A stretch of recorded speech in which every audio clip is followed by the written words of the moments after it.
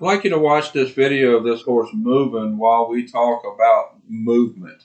There's a lot that goes into a horse's movement, and basically think of movement as motion. It's the horse's body in motion. It takes the horse's skeleton, the muscles, everything about the horse for that motion to be fluid. And when a horse is said to be lame, stiff, whatever that might be, basically that is an influidity or a not fluid movement. And it's really important to think of the movement as fluid or not fluid, because lame or not lame is really not helpful. To say a horse is lame or a horse is stiff really doesn't help the horse. It doesn't help diagnose the horse. If you look at the horse's movement as motion and think about at what part in the motion is not fluid, that's going to help lead you to what is going on with the horse. It might be pain related, it might not be pain related. There are a lot of reasons for a horse's motion to not be fluid that have nothing to do with pain.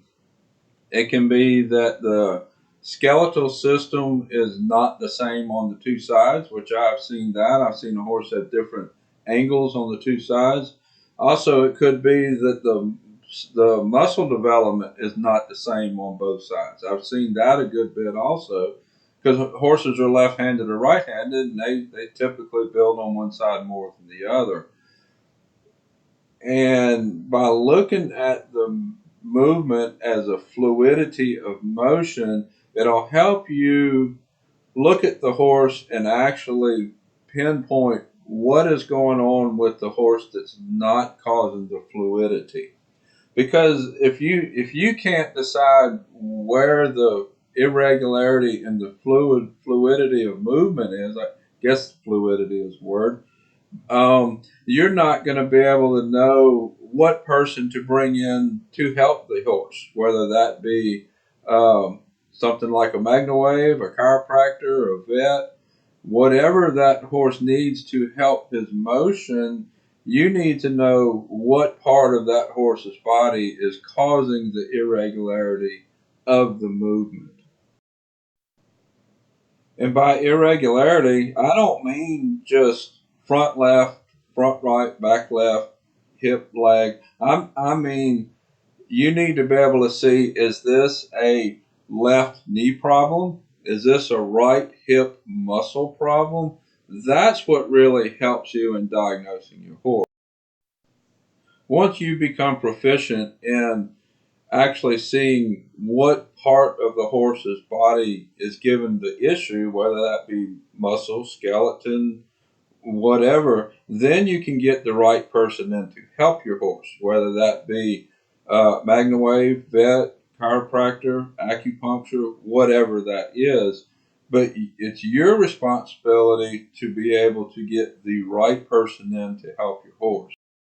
Now, with looking at horse's motion as a fluid or not fluid movement, and with knowing her diagnosis, can you watch her movement and see at what point in her stride her movement is not fluid and spot where the issue is?